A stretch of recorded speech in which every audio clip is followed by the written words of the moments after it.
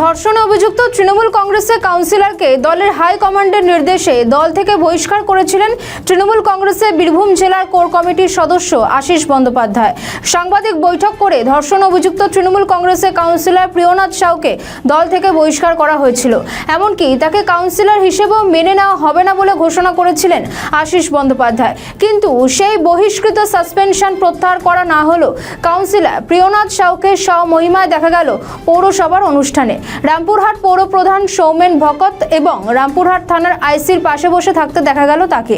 এই ভিডিও প্রকাশ্যে আসতেই রীতিমতো নিন্দার ঝড় উঠেছে রামপুরহাট জুড়ে। সরব হয়েছে বিরোধী দলগুলিও। শাসক দলের কাউন্সিলর বলেই কি ধর্ষণে অভিযুক্ত কাউন্সিলর পৌর প্রধান এবং পুলিশ আধিকারিকের পাশে বসে রয়েছে? এই প্রশ্ন তুলছেন রামপুরহাটের মানুষ। ধর্ষণের মতো একটি গুরুতর অভিযুক্ত কাউন্সিলর এখনো পর্যন্ত নিজেকে নির্দোষ প্রমাণ করতে পারেননি। তার উপরে থাকা দলের সাসপেনশনও প্রত্যাহার করা হয়নি। তারপরেও তিনি কিভাবে বুক ফুলিয়ে রামপুরহাটে পৌর প্রধান এবং রামপুরহাট থানার আইসির পাশে বসে থাকতে পারেন? এই নিয়ে শুরু হয়েছে জোর জল্পনা। আমি এই সুপারিনটেন্ডেন্ট অফ পুলিশের অফিসে এসেছি। কেন? আমি গত 29 তারিখ যে এফআইআরটি করেছিলাম তার এখনো কোনো বিচার হয়নি বা অভিযুক্ত অ্যারেস্ট হয়নি। তো আমি স্যারের কাছে এসপি স্যারের কাছে সেই আবেদন জানাতে এসেছি যে কেন উনি অ্যারেস্ট হননি বা ওনাকে পুরো ব্যাপারটা বলতে এসেছি। আমার যে অভিযুক্ত ছিলেন তিনি হচ্ছেন Priyanath Sau, ward number 8 councillor, Rampurhat municipality. অভিযোগ ছিল দীর্ঘদিন সহবাস এবং তার ফলে এবং আমার একটি গর্ভে বাচ্চা আছে এবং এখন দীর্ঘদিন থ্রেট এবং এইসব চলছে, হুমকি ধমকি এসব চলছে। তো আমি ভীষণ আতঙ্কিত হয়ে আছি এবং আমার বাচ্চার জন্য ভীষণ আতঙ্কিত হয়ে আছি, সেই জন্য স্যারের কাছে আসি। কি বলছি, রামপুরহাট থানায় এখনো কোনো অ্যারেস্টের কোনো ব্যাপারই হয়নি। 12 দিন কেটে গেল, এখনো কোনো অ্যারেস্টের কোনো ব্যাপার নেই। ধর্ষণে অভিযুক্ত বহিষ্কৃত তৃণমূল কংগ্রেসের কাউন্সিলর বহাল তারিতে পুলিশ আধিকারিকের পাশে বসে কি বলবেন? শাসক দলের কাউন্সিলর বলেই কি সম্ভব? দেখুন, এটা এইভাবে দেখলে হবে না। অভিযোগ যে কেউ আনতে পারে। অভিযোগ মানেই যে ট্র্যাপ নয় তারও কোনো মানে নেই। অভিযোগ হলেই যে তাকে দোষী সাব্যস্ত করা হবে তাই না। এবং পরবর্তী ক্ষেত্রে আমি শুনেছি যিনি অভিযোগ করেছিলেন তিনি তো বলেছেন নাকি পরবর্তী ক্ষেত্রে যে না আমাদের এটা খানিকটা গটাপ ছিল, আমরা এটা মিটমাট করে নিয়েছি। তবুও প্রশাসন ব্যবস্থা নিয়েছে, তিনি বিচারাধীন আছে বিষয়টা। কাজে তিনি যখন দোষী সাব্যস্ত হয়ে যাবেন তারপরে বলবেন যে তাকে নিয়ে শাসক দল কী ভাবছে না ভাবছে, কে নেতার মন্ত্রীর পাশে বসে আছে না বসে আছে। কিন্তু এখন একজন লোককে ট্যাপে ফেলে দিয়ে তার এইভাবে চরিত্র হনন করার কোনো মানেই আমি দেখতে পাচ্ছি না। কাজে প্রশাসন যদি যখন মনে করবে বিচার ব্যবস্থার প্রতি আমাদের আস্থা আছে, বিচার ব্যবস্থা যদি বোঝা যায় তিনি দোষী সাব্যস্ত হয়েছেন, তখন তার বিরুদ্ধে ব্যবস্থা হবে। ডেকেছি একটি বিশেষ ঘোষণার জন্য। আপনারা জানেন যে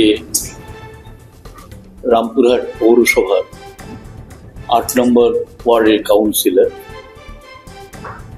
এবং দলের সহসভাপতি শহর কমিটি শ্রী প্রিয়নাথ সাউ ওরফে টিঙ্কু, তার বিরুদ্ধে একটি অভিযোগ দায়ের হয়েছে থানায়। সেই অভিযোগ দায়ের হওয়ার পর বিভিন্ন সংবাদ সংস্থাও এগুলো প্রচার করেছেন এবং এটা সবার নজরে এসছে। আমাদের দলীয় নেতৃত্বের নির্দেশে আমাদের নেতা আপনারা জানেন অভিষেক বন্দ্যোপাধ্যায়, আমাদের নেতা আপনারা জানেন মাননীয় মুখ্যমন্ত্রী মমতা বন্দ্যোপাধ্যায়, সুব্রত বক্সী এবং দলীয় নেতৃত্বের নির্দেশে প্রিয়নাথ সাউকে এই অভিযোগের ভিত্তিতে দল থেকে অনির্দিষ্টকালের জন্য বহিষ্কার করা এবং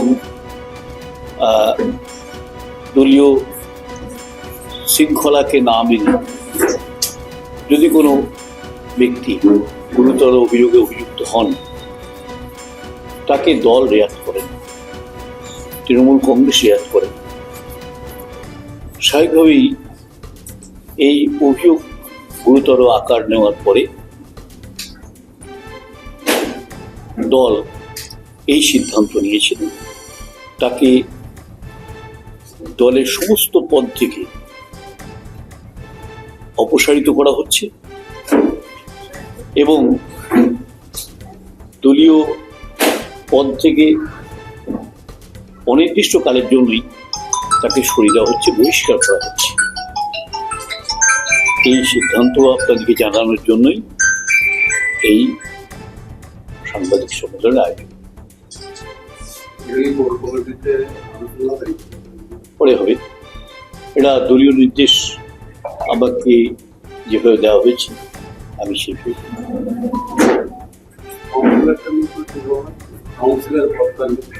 কাউন্সিলর পদটা তো আলাদা বিষয়, কিন্তু দলের কাউন্সিলর হিসেবে তাকে গ্রাহ্য করা হবে না। দলের কোনো পদ, যেমন সহসভাপতি ছিলেন, সেখান থেকে অপসারিত করা হয়েছে। দলের পক্ষ থেকে কাউন্সিলর নির্বাচিত হয়েছে, সুতরাং কাউন্সিলরশিপটা তো আর দলের ব্যাপার নয়। আপনারা নিজেরাও তো বলছেন এটা। তো স্বাভাবিক দলের কাউন্সিলরদের যখন সভা হবে তখন তিনি আহত হবেন।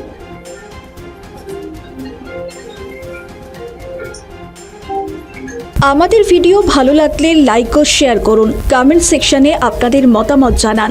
আরও ভিডিও পেতে আমাদের চ্যানেলটিকে সাবস্ক্রাইব করুন এবং প্রতি মুহূর্তে খবরের আপডেট পেতে প্রেস করুন বেল আইকন।